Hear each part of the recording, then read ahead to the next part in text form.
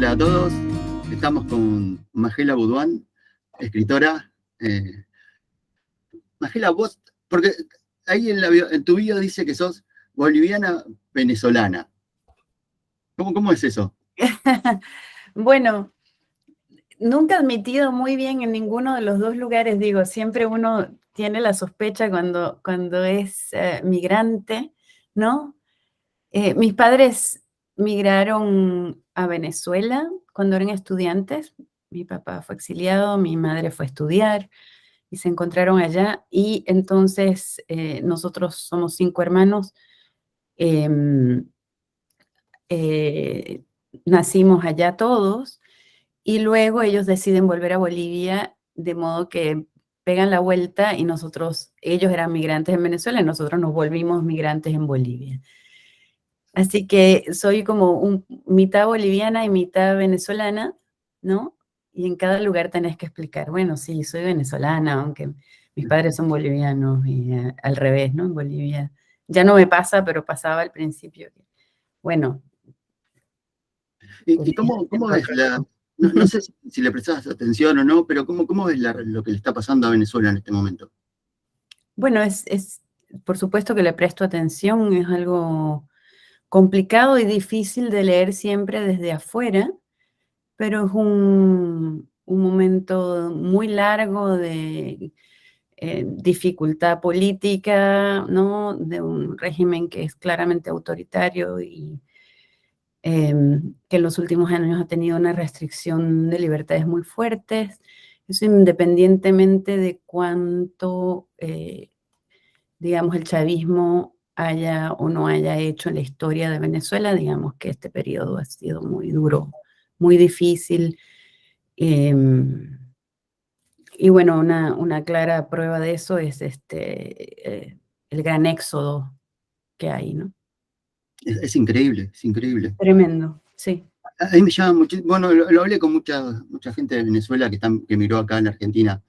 Digo, me parece increíble un pueblo tan culto, tan educado, con tantas capacidades que hayan permitido que el país pasara lo que pasó. Cada uno me da una explicación y bueno, es entendible por qué pasa. Pero Es bien, no quería llevarla. complejo, pero Sí, claro, lo que está claro es que no hay una revisión autocrítica y política, digamos, del propio gobierno de lo que está pasando y ha pasado, ¿no? bien. ¿Nos quisieras contar algo sobre vos como para empezar a conocerte acá en Argentina, aunque tenés publicado un libro? Sí, la composición de la sal está publicada por Libros del Zorzal. Bueno, soy boliviana, venezolana. Soy primero periodista y luego me lancé a escribir literatura, aunque la literatura siempre estuvo allí como un pozo muy natural.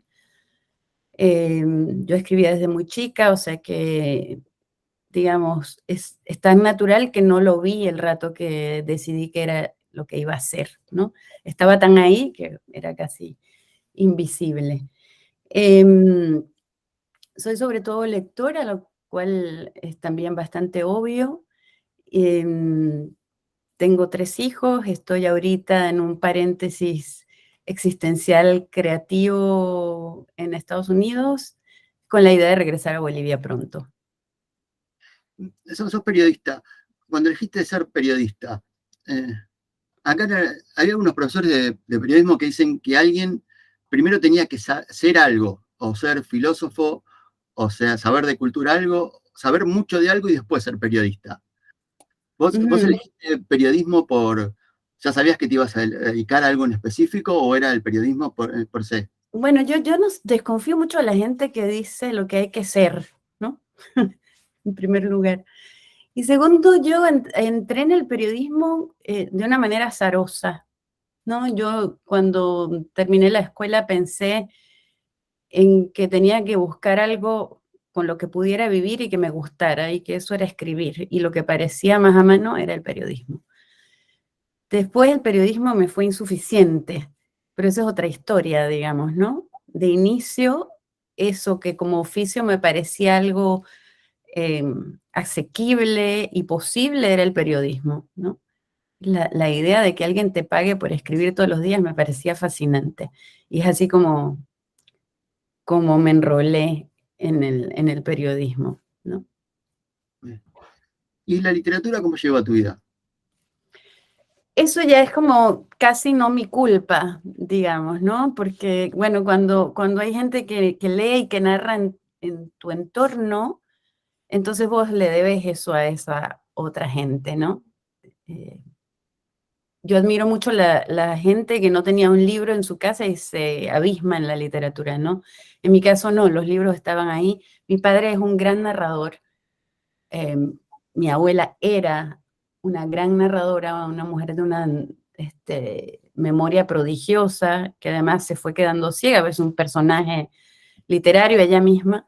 Entonces tenía miopía degenerativa, así que se fue quedando ciega, y entonces tenía una prodigiosa memoria y recitaba mucha poesía y tenía como muy a mano las historias siempre. Entonces, claro, era como la literatura en un juego de algún modo, ¿no? Y yo siempre digo que de pronto los clásicos primero los escuché que haber leído, ¿no? Mi padre los contaba y él mismo es un narrador este, encantador, entonces, bueno, estaba ahí, parte del juego era hacer historias, ¿no? Él me dejaba una historia, yo la completaba y yo le dejaba una y él la completaba, digamos, era un poco así la dinámica.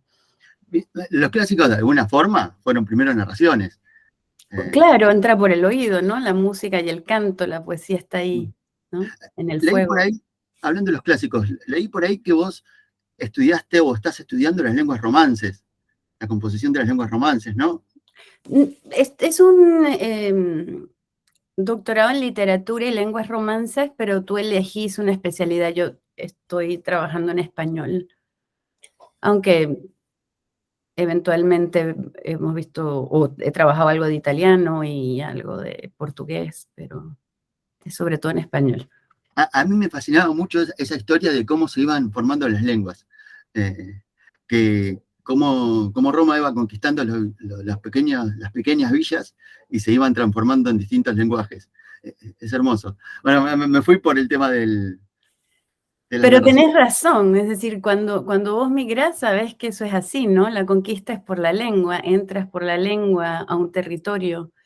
Y eso me fascinaba cuando llegué a Estados Unidos, que llegas a un lugar que te produce como una eh, gran inquietud porque no lo conoces y de pronto te chocas con un montón de carteles en español. Y vive así, todo el mundo come en español. Y si come en español, entonces hay algo que tenemos en común, ¿no?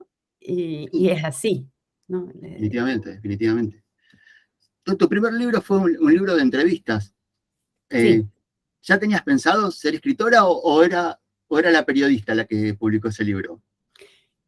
O sea, como te he contado, mi relación con la literatura ha sido básicamente natural, en el sentido de que siempre he estado ahí, como ha sido un devenir eh, que me ha ido atajando, ¿no? Como los atajos de los ríos, ¿no? Que te tienden un pozo y ahí te quedas un rato.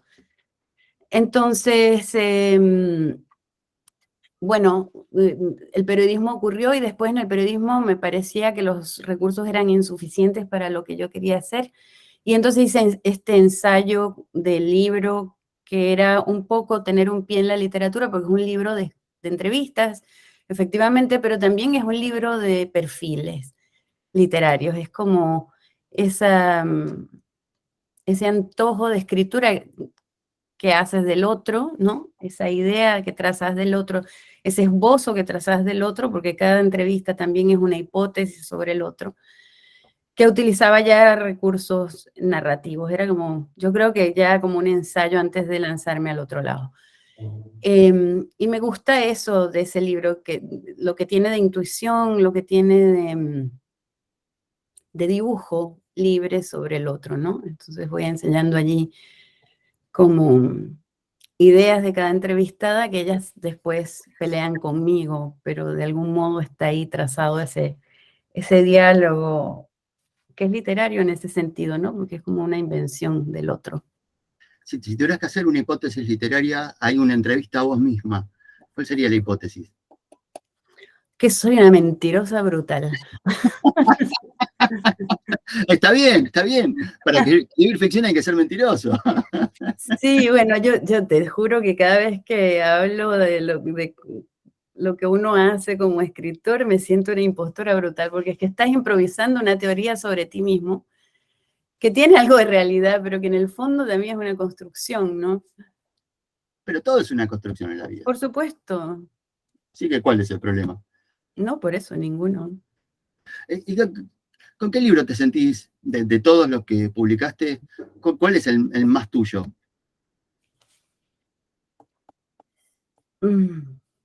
Qué difícil esa pregunta, porque uno quiere deshacerse de los libros, bueno, al menos yo.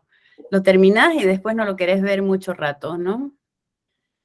Y entonces te vas abuenando con ellos porque no te queda otra, ¿no? Y porque también parte de asumir la escritura es asumir que eso que escribiste es lo mejor que podías hacer en ese momento, ¿no? No es lo que hubieras querido o lo que querías, se acerca a una idea de lo que querías, pero definitivamente no es un punto de llegada. Entonces, cuando pensás así, la literatura puede seguir escribiendo, ¿no? Como cada libro es un desembarco hacia ese lugar de búsqueda que yo creo que nunca termina.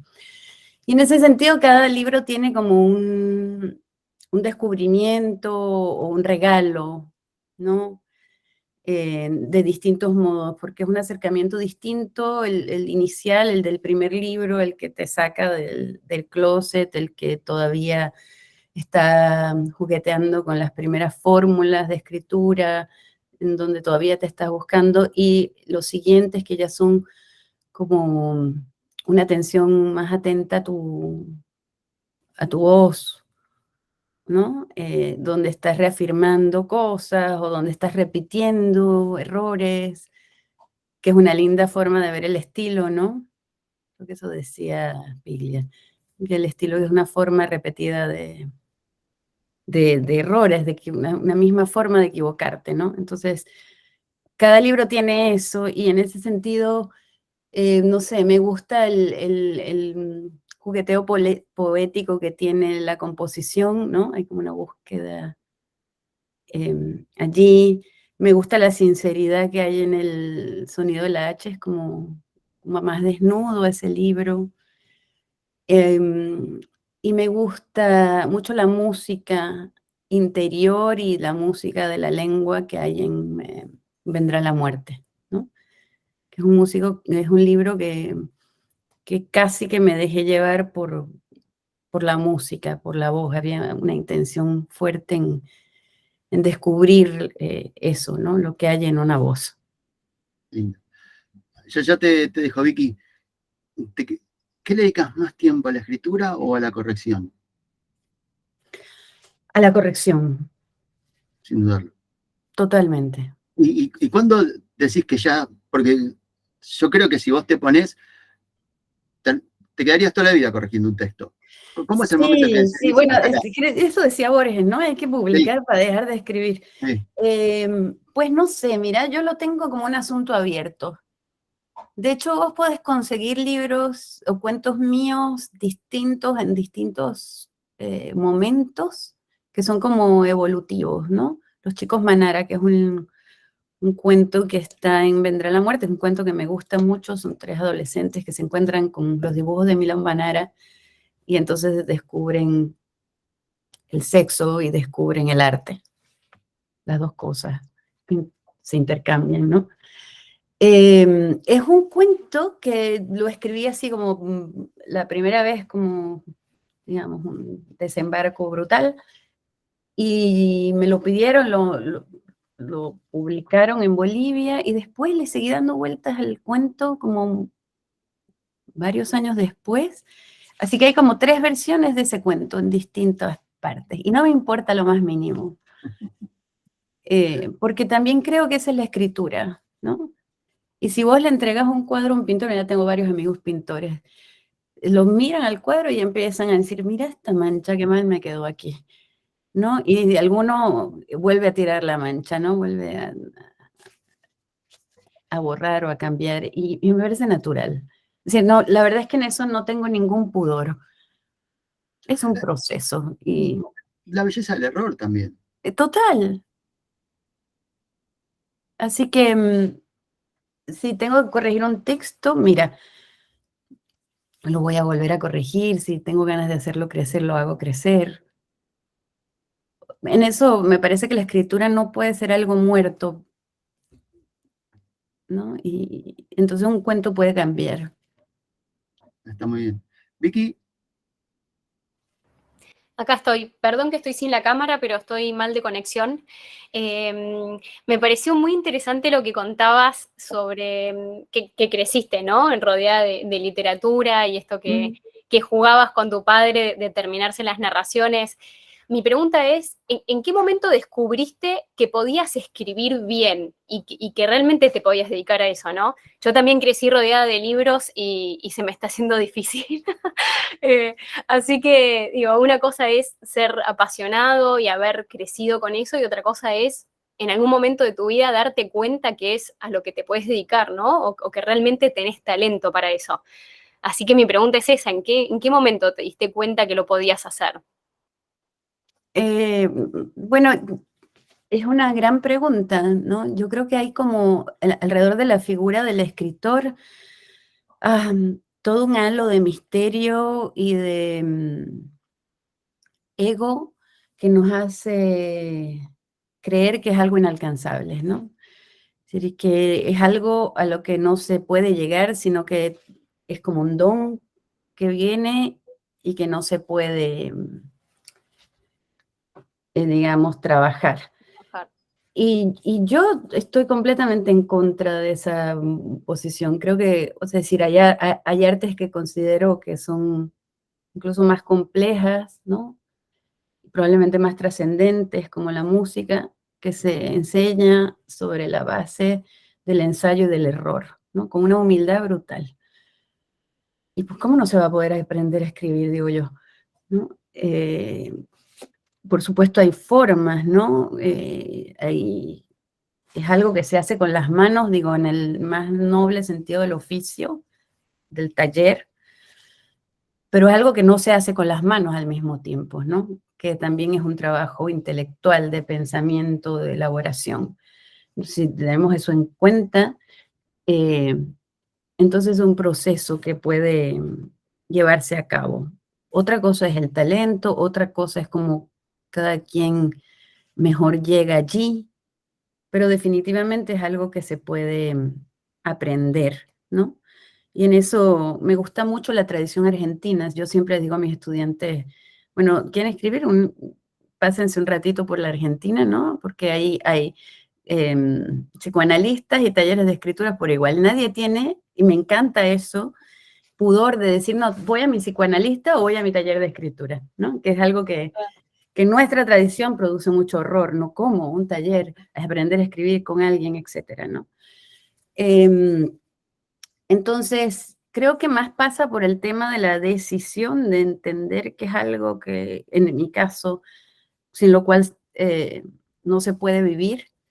Y una vez entendiendo y abrazando esa inevitabilidad, entonces, como todos los oficios, uno humilde, disciplinadamente, azarosamente, se entrega a esa vocación y va desarrollando allí esa urgencia, ¿no? Pero me parece que hay que, es decir, bueno, nadie que yo conozca sabe que va a ser un buen médico, ¿no? Sencillamente se entrega a esa vocación y desde ese lugar trabaja, ¿no? Me parece que entonces primero hay que abrazar esa vocación. Claro que vivimos en un tiempo donde decir que uno va a dedicarse a algo inútil, ¿no? Que además no te paga nadie, es algo que cuesta, ¿no? Decidir, pero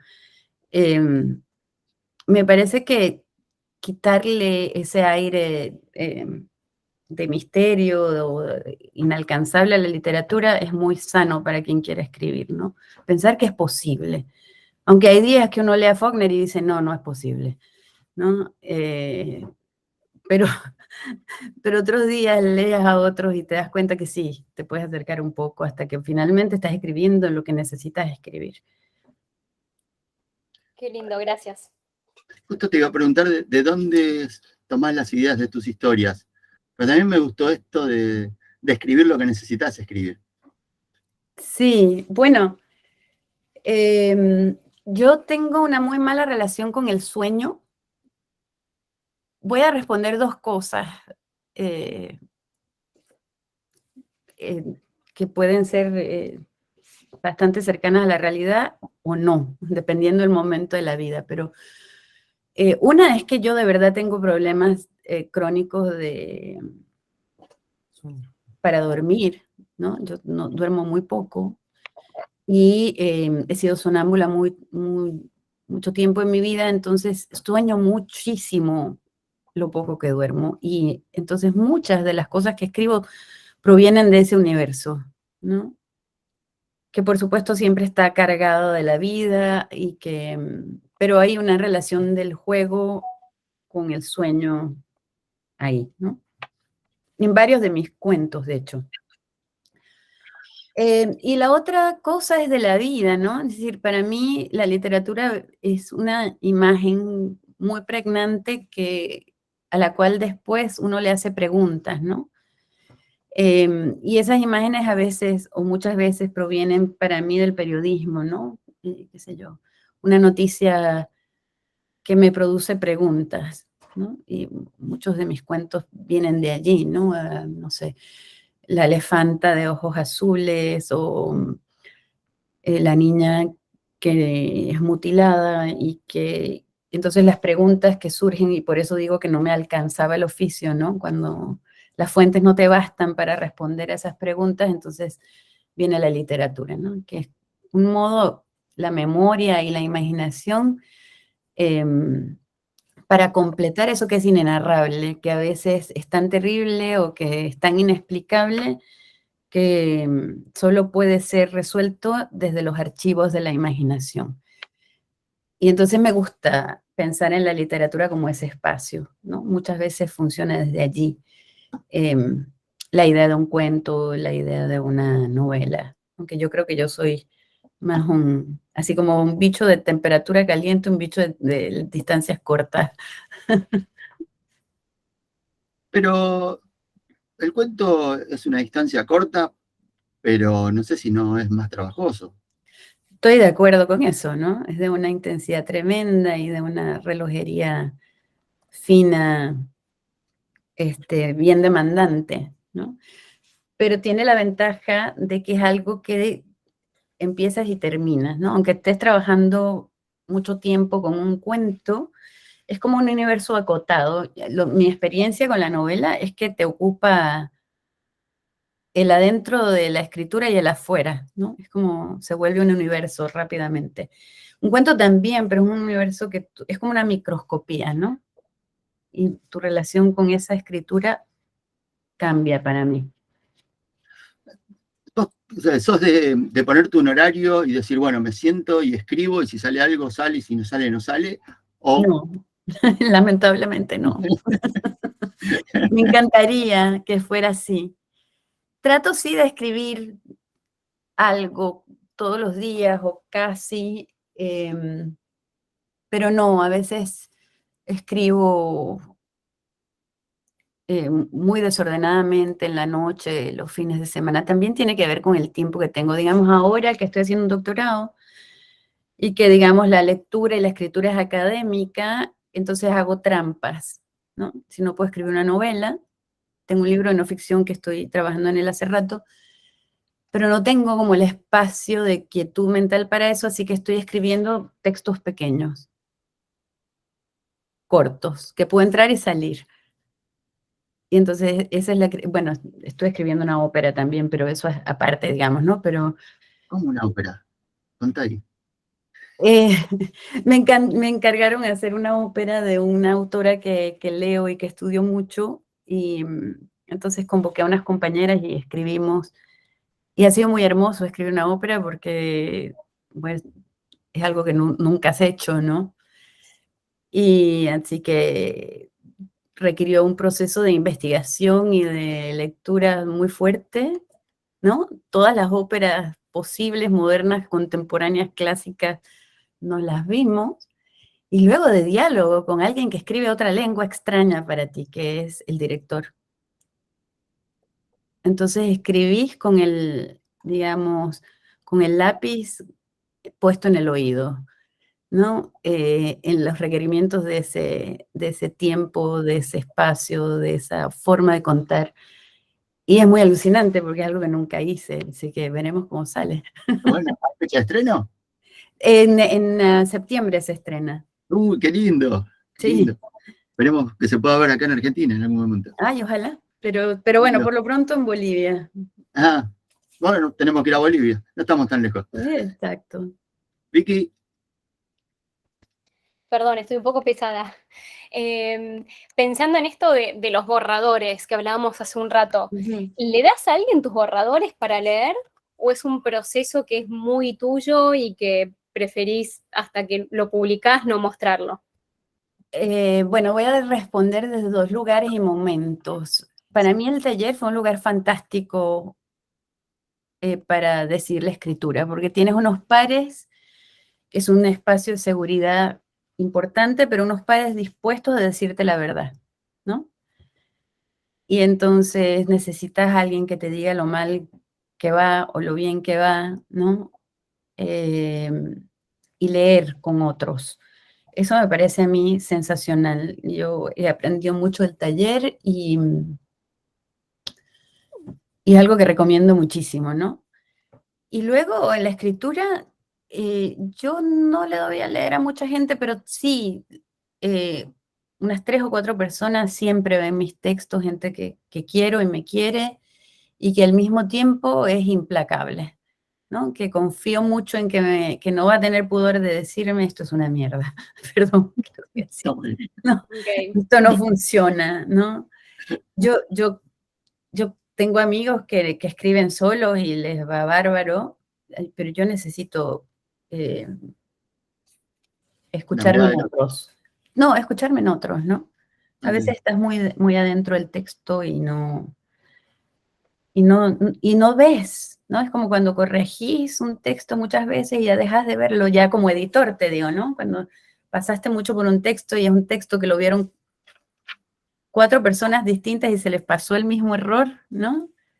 Entonces, pienso que es sano tener gente que te lea, ¿no? Gente que te pueda decir cosas y que estés dispuesta a escucharlas y al mismo tiempo a no escucharlas, Está muy bien eso, está muy bien. ¿sí? No, bueno, A Está mí me bueno eso parece de escuchar y súper no escuchar. importante también ser leal a uno mismo, ¿no?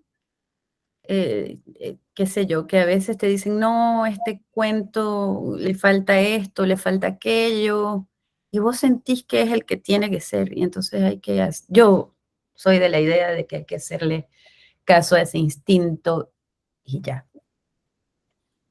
Caro, Em, Estaba mirando un poco tus obras y hay un libro de cuentos que me llama mucho la atención, creo que no está acá en Argentina, que se llama El sonido de la H. Y vi un poco en la temática sobre la que vos escribías en ese momento que tiene un poco que ver, digamos, con, quizás, no sé, pensando en tu origen latinoamericano, en este tema del machismo, digamos, como preponderante. Y si bien no sé, quería consultarte un poco si vos lo pensaste desde esa óptica o si lo pensaste desde la óptica del feminismo. O sea, ¿cuál fue tu idea cuando comenzaste a hacer, o sea, armar esos cuentos o esa trama en ese libro? Gracias, Carolina. Bueno, El sonido de la H es una novela, em, que es una novela de iniciación. Bueno, yo jamás pienso un libro en términos de voy a escribir un libro de feminismo o un libro contra la izquierda sudamericana. No funciona así. Eh, no, me parece que la literatura ocurre desde otro lugar y decía antes que usualmente me ocurre que tengo una imagen que me toma y que esa imagen empieza a tener entidad y empieza a hacerse grande, ¿no? Entonces voy haciéndole preguntas y por supuesto hay temas que me importan y que se cuelan en la escritura, es al revés, ¿no? Permean la escritura, pero no es que el ímpetu de mi feminismo decide, voy a escribir un libro o donde voy a hacer la revolución feminista. Pero está ahí, por supuesto, porque es algo que me constituye. Entonces, quiero decir, lo que uno es termina delatándose en la escritura, ¿no? Y en cuanto a este libro, yo tenía un personaje que era un personaje que provenía de la realidad, un personaje que yo entrevisté para Mujeres de Costado, que es Roberta Benzi, que es la primera transexual que hizo su batalla legal en Bolivia en los 90, que era un personaje muy hermoso, nos hicimos amigas. Y Roberta, en una de las tantas veces que conversamos, me dijo una vez, mira, te voy a regalar esta escena para que escribas un cuento. Y me regaló una escena que efectivamente está en el libro, que es que ella iba a la escuela todos los días con plumas, pero sobre todo con unos aretes de esmeralda, y la devolvían y llamaban al padre y la golpeaban, etcétera, miles de cosas en el colegio de curas, pero al día siguiente volvía con el arete de esmeralda, victoriosa, ¿no? Era como un... Entonces, esta escena era la imagen que yo tenía para este libro, ¿no? Y es la imagen que da cuerpo a ese personaje, aunque todo lo demás que está allí es inventado, ¿no? Pero es como el alma de Roberta está en Rafaela, ¿no? Y de pronto me di cuenta que en la escritura tenía una novela de iniciación. Entonces ahí sí que me parecía interesante seguir explorando la idea porque las novelas de iniciación son un género que ha sido usualmente masculino. Y decía, pero estoy escribiendo una novela de iniciación de mujeres. Pero no es que me senté a decir, voy a escribir una novela de iniciación. No, fue que me di cuenta mientras estaba escribiendo que eso estaba pasando. Entonces, en ese momento leí muchísimas cosas alrededor de esto, ¿no? Y bueno, y fue armándose la novela que fue, que además tiene un rastro biográfico obvio y al mismo tiempo un espacio de invención importante, ¿no? Que creo que es así como funciona. Para mí la escritura es un espacio de contaminación, ¿no? Mientras más se contamina es mejor. Y entonces contamina es un peligro. Los escritores todos estamos en una conversación más o menos pensando, oye, esto estaría buenísimo para un diálogo, ¿no? Esto estaría... Es como este defecto. A mí me gusta mucho un cuento de Beauvoir, donde ella está en un boliche, en un café, mirando a la gente. Entonces ella está imaginándose que hay detrás de una de estas personas. Y hay un tipo que que es hasta guapo el hombre, pero nadie le contesta el teléfono. Y entonces ella está preguntándose por qué nadie le contesta el teléfono y empieza a hacerle una historia a ese personaje. Bueno, lo más parecido que yo encuentro es un proceso de escritura, ¿no? Si le estás espiando la realidad y estás robando y al mismo tiempo estás construyendo como un enajenamiento y todo está ocurriendo en un café, ¿no? Esto está hurtando de lo que estás mirando, de lo que estás viendo, de lo que has leído. A veces escribís sobre algo que crees que está inventado y luego te das cuenta, oh, pero esto lo vi en una escena, en una película. O sea, ¿no? O cuando alguien te dice, oye, esta escena me recuerda, oye, pues claro que, ¿no? Porque Es esto, claro. aunque no hayas pensado en eso para escribirlo, digamos que las historias están ahí y te preceden, ¿no? Así Seguro. que uno las toma, ¿no? Pero el título, El sonido de la H, es porque es aquello que está, pero que no se escucha. Claro, el rugido del silencio, digamos,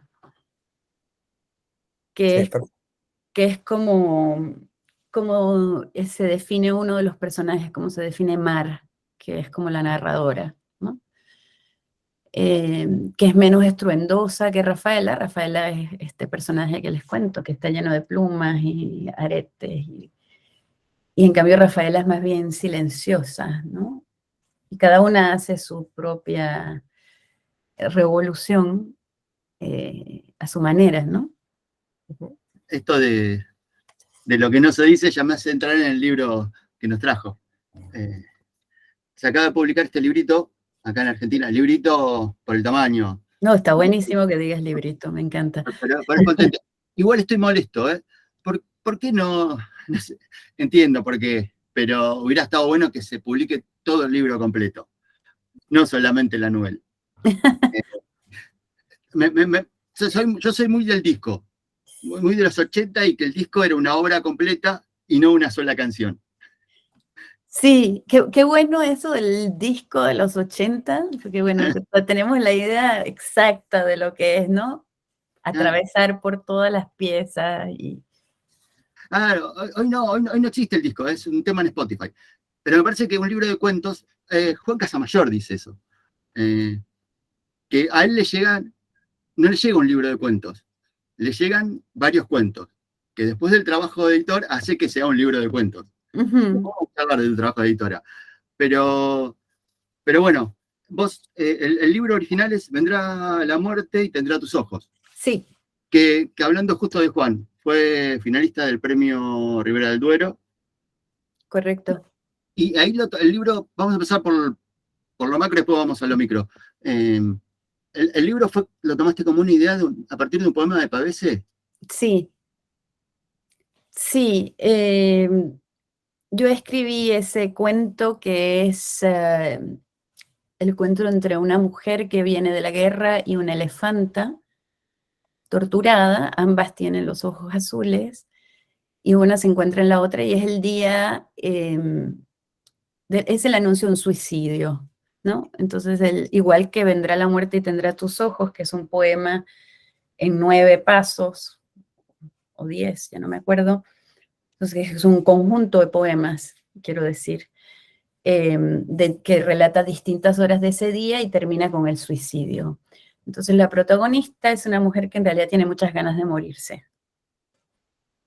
Y cuenta ese día hasta la noche. Entonces, ese tránsito es un diálogo con Pavese, porque quien, creo yo, mejor ha escrito sobre las ganas de morirse es Pavese, ¿no? Y tenías razón, porque tenía sus razones, digo, para hacerlo. Claro. Entonces, hubo como un guiño muy rápido a él, y el cuento se armó de poesía, ¿no? Es como un cuento que le adeuda mucho a la poesía. En las imágenes, en el texto, en el diálogo con Pavese, me parece. Un cuento que me gusta mucho, su temperatura melancólica, ¿no? Y se llama Vendrá la muerte y tendrá tus ojos. Y después me di cuenta que había, siempre digo, una geopoética y no una geopolítica en ese cuento, que transita mucho sobre las divagaciones de la muerte en distintos espacios, ¿no? Esta novela que ustedes han leído es uno de los textos del libro, ¿no? Es una de las, digamos, diálogos que hay con la muerte, ¿no? En este caso, coral, de una familia entera. Pero cada cuento tiene digamos, un caminar por la muerte de distintas maneras. Entonces, después se llamó Vendrá la muerte y tendrá tus ojos, porque es difícil superar la poesía de ese título, aunque después me arrepentí. Y tal vez ahora salga en México con otro nombre, pero bueno, todavía lo estoy decidiendo. Ya me encanta el nombre, ¿no? Solo vuelo en tu caída, porque tiene mucho que ver con lo que sucede después en la narración. Por la extensión, decididamente es una novela, pero por la estructura interna, ¿vos los definirías novela o cuento? Qué difícil, ¿no? Porque las categorías literarias ahí, esto lo podría decir más un crítico que yo misma, ¿no? No, pero lo importante es Pero, la textura. sí, no, pero digamos en cuanto a estructura, me parece que, digamos, si bien es un texto en el cual se juega la intensidad, claramente, es un texto que está jugándose en el misterio, ¿no? Todo el La H, tiempo. lo que no se nombra, lo que no se dice, ahí de vuelta. Exacto. Y entonces en ese nivel, sí me parece que hay como un jugueteo hacia la novela, claramente, ¿no? Hay un jugueteo de alargue, ¿no? De evasión, de rozar el carozo y de no tocarlo nunca, porque obviamente si lo tocas, toda esa estructura se viene abajo, ¿no? Es al menos mi intuición respecto al texto, ¿no? Otra cosa es que eso se haya cumplido más o menos, pero en todo caso, me parece que en ese jugueteo más alargado y digamos, más seductor, porque hay una sensualidad en ese esconder, eh, hay más un diálogo con la novela, ¿no? Bien. Y lo sitúas precisamente el mismo día de las Torres Gemelas. ¿Qué buscabas con eso? Bueno, yo cuando lo estaba escribiendo, estaba muy presente el tema de la caída, ¿no? Del abismamiento, ¿no? Y era algo que estaba allí y entonces la idea esta del suicidio como un espacio de redención también me surgía, ¿no? Es decir, bueno, en el caso de las torres la gente se abismaba para huir de la muerte, aunque ese abismamiento fuera la muerte misma, ¿no? Y eso me parecía muy interesante narrativamente, ¿no? Y en este caso, la idea de la muerte, del suicidio, que surge como un espacio cancelado para la imaginación de la familia, puede imaginarse también como un portal hacia otra cosa, ¿no? Es decir, yo creo que en ese cuento ahí la pregunta sobre cuán cancelado puede estar el camino en un suicidio o cuán abierto, ¿no? Digamos, los existencialistas creían que ante la desesperación o el absurdo, a veces la muerte es una puerta que se abre en realidad y no una cancelación. Entonces, en ese sentido, creo que la novela está explorando esta idea todo el tiempo. Cada uno de los integrantes de la familia está preguntándose a su manera, ¿qué es un suicidio? ¿Por qué ocurre un suicidio? ¿Qué hay detrás de un suicidio? Y aunque no lo quieran decir, esta es la pregunta que está ahí todo el rato, ¿no? Aunque en paralelo, ese suicidio, digamos, colectivo que hubo en las torres era una forma de búsqueda de vida, ¿no? Porque hay en ese abismamiento una búsqueda desesperada de vuelo, ¿no? De que algo te salve. Que es, en definitiva, el objeto de la novela. Creo que cada uno de los sobrevivientes a la muerte están buscando más vida, están buscando cómo vivir, cómo purificarse ellos mismos, cómo limpiar, pero tener más vida, de alguna forma u otra. Sí, yo siempre he pensado, o siempre me ha gustado pensar que en realidad la salvación, y es lo que más me gusta de esta novela, es que la salvación de cada uno en realidad no es la salvación propia, sino la salvación del otro. Para mí en esta, digamos, en esta tribu, lo que los mantiene unidos y al mismo tiempo lo que los separa es eso, ¿no? El renunciamiento a sí mismo por el otro. Es decir, aquí todo el mundo está para salvar al otro, para que el otro no caiga después de esta devastación. Entonces ese movimiento de renuncia y de al mismo tiempo desprendimiento es lo que me parece que resuma como belleza ahí, ¿no? Que en realidad todo el mundo está cuidando a alguien más, no a sí mismo.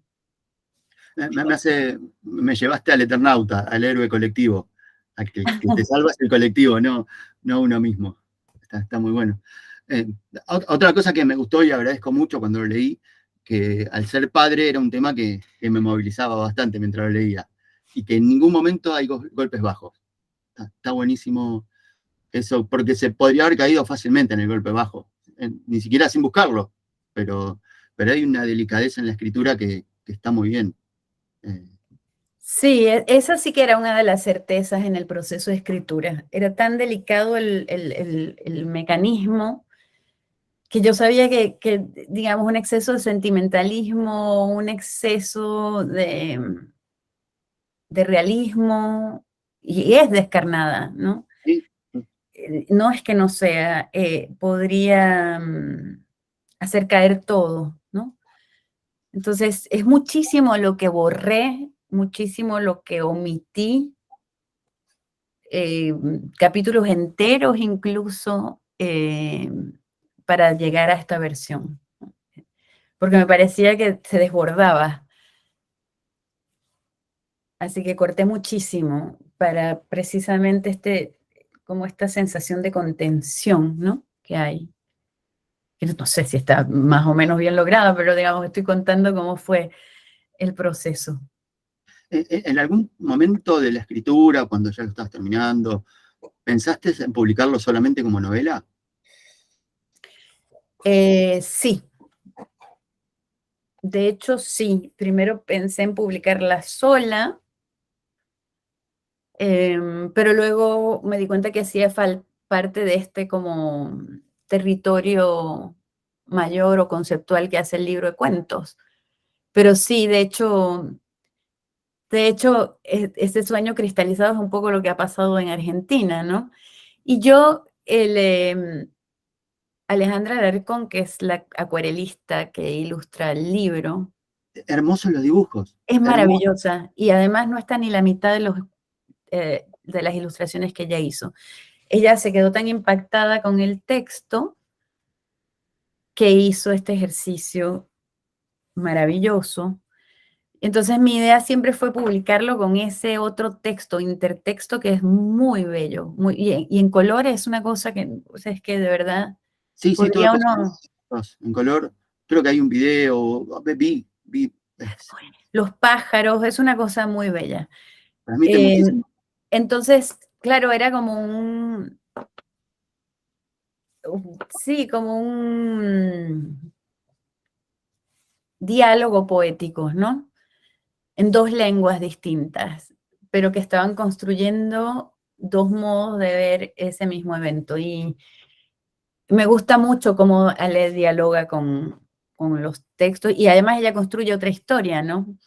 Ella hace su historia a partir del texto, ¿no? Esos pájaros son impresionantes. También sos editor, te saco ya del libro, que lo lean todos, que lo compren, que lo sigan leyendo. ¿También trabajás de editora con Liliana Colanzi o trabajabas? No, Lili tiene otra editorial, nosotros con Giovanna Rivero. Con Giovanna, sí. Estudié mal, no soy como Mirta Legrand. Giovanna Rivero y yo somos muy amigas, muy compañeras de vida, y bueno, nos acompaña Mariana Ríos posteriormente, se integra, y Amantis, que es una editorial amiga de Dum Dum, que es la editorial de Lili. Entonces, como hemos nacido el mismo año en realidad, a veces nos tienen presente así, pero la verdad es que somos muy, muy hermanas con la Lili. Solo que no, hacemos como dos cosas distintas, ¿no? Mantis tiene un catálogo que publica, expresa poética y políticamente a mujeres que escriben en español, y que tiene la idea de traer a Bolivia lo que por la desconexión del circuito editorial boliviano no llega o es difícil que llegue, y que lleva fuera de Bolivia aquello que por las mismas razones no llega, ¿no? Entonces nos interesa mucho que escritoras bolivianas emergentes o no puedan ser publicadas fuera, ¿no? Y en eso estamos. Por ejemplo, hemos publicado a María Galindo en México ahora, a Claudia Michel ahora en España, en fin. Qué lindo. Ujú. ¿Y te gusta ese rol? Me encanta leer con otro, ¿no? Porque el editor hace eso, ¿no? Lee con otro, para otro. Y si algo distingue nuestra editorial, yo creo que es eso, ¿no? Que estamos como caminando al lado de las autoras. Entonces, a veces el libro llega hecho y listo, pero otras veces estamos construyendo el libro con ellas, ¿no? Leyéndolo, acompañándolo, eso. Y eso como escritora, porque también sos escritora. Sí. ¿Qué te pasaría a vos si el editor se mete en tu texto? Bueno, si yo lo invito y confío en él, no tengo problema. Ah, bien. Bien. Es decir, no voy a hacerte escribir nada que vos no querrás. Pero como cuenta Fernanda Trías, cuando publicamos su libro de cuentos, leímos y dijo, Fer, este libro tiene otra cadencia para nosotras, es decir, el orden es otro. La Fer nos escuchó y dijo, sí, tiene razón. Entonces, en nuestro catálogo, ese libro de cuentos tiene otro orden, ¿no? Pues es una conversación para nosotros la edición, ¿no? Ah, Que es buenísimo. una conversación comprometida, ¿no? Con el otro. Entonces somos muy cuidadosas en la edición, en el diseño, en el acabado del libro, es decir, y después en la difusión del libro, ¿no? Porque hay que hacerle honor a la escritura también en esa pelea, que es que el libro llegue. ¿Y cómo está el mercado boliviano del libro? Bueno, Bolivia es un mercado que funciona a partir de el trabajo de las editoriales independientes, ¿no? Un trabajo a pulmón con cero apoyo estatal o institucional. Entonces, que funciona, es un mercado pequeño, sobre la base del esfuerzo de cada equipo editorial. Entonces, todo lo que hay en el mercado es producción independiente, lo cual tiene su rareza y su belleza, por supuesto, ¿no? Pero también da cuenta de que es un espacio difícil. Sí, totalmente. ¿Qué estás leyendo ahora? Justo estoy, bueno, casi terminando esta novela de Claudio Ulloa, que tiene un nombre preciosísimo, que Yo maté a un perro en Rumanía, no, digo preciosísimo en términos de que es, claro, una invitación a la lectura de entrada, ¿no? Y estoy leyendo poesía, siempre leo mucha poesía, pero ahorita estoy tomada por este libro que me parece bellísimo. Y de lo que hayas leído últimamente, ¿qué es lo que más te impactó? Mira, el último libro de Natalia García Freire, que lo tengo acá, por supuesto, y que además tengo muchas ganas de publicar, lo que es Trajiste contigo el viento, me parece así de una poesía extraordinaria, ¿no? La Natalia me conmueve muchísimo, me parece muy poderosa conceptual y poéticamente. Y que es un libro de cuentos, pero al mismo tiempo una novela, me parece muy hermoso. Al momento de leer por placer, ¿tenés preferencia entre cuentos o narrativa? Bueno, ya dijiste que tenés preferencia por la poesía, pero No, no, o sea, bueno, me gusta mucho leer poesía, pero no es que tenga preferencia. Me gustan digo las, y me sale naturalmente, pero las escritoras, escritores que están pensando en el texto. O sea, que los podés escuchar pensar, digo mal, todos piensan, pero que los escuchás pensar mientras mascullar y que el devenir narrativo es el devenir del pensamiento. Me explico, tipo María Negroni, por ejemplo. María Negroni me vuela la cabeza, ¿no? Es poderosísima en esos dos niveles, en el del lenguaje, el repujado del lenguaje por un lado, pero el pensamiento es una maquinaria, ¿no? Que está haciendo contorsiones y es una emoción, como ella misma dice. No sé, pienso en otra escritora de este tipo, que, no sé, Carolina Sanín también hace en su estilo algo parecido, ¿no? Entonces, no son escritoras de un universo, de un mundo narrativo, ¿no? Sino de ideas. Y me gusta ese espacio muchísimo. Y, no sé, bueno, pienso en Bettina González, que tiene este libro hermoso que es La obligación de ser genial también, ¿no? Y me alucina ese rumiar, ¿no? Y en ese rumiar en lenguaje, además, ¿no? Claro. Y siempre le pregunto a todos, ¿cuál es tu momento, el momento ideal de lectura? ¿Cómo lo imaginás o cómo lo lográs hacer? Yo creo que el momento ideal de lectura es el que puedes leer, ¿no? Yo, que tengo tantas cosas que hacer en el día, el rato que me puedo sentar a leer, como fuera que eso ocurra, es el momento ideal, ¿no? Que usualmente es muy de noche o a veces muy de mañanita, ¿no? No sé, 6 de la mañana, sí, cuando no hay nada que te molesta y podés sentarte, pero también es el espacio robado así 10 minutitos y, ¿no? Sí, siempre ese espacio para mí es como una sustracción. Qué lindo. Así, para ir terminando ya, al que no leyó Solo vuelo en tu caída, ¿por qué debería leerlo? ¿A mí me preguntás? Obvio. Ya te pensé que estabas preguntando.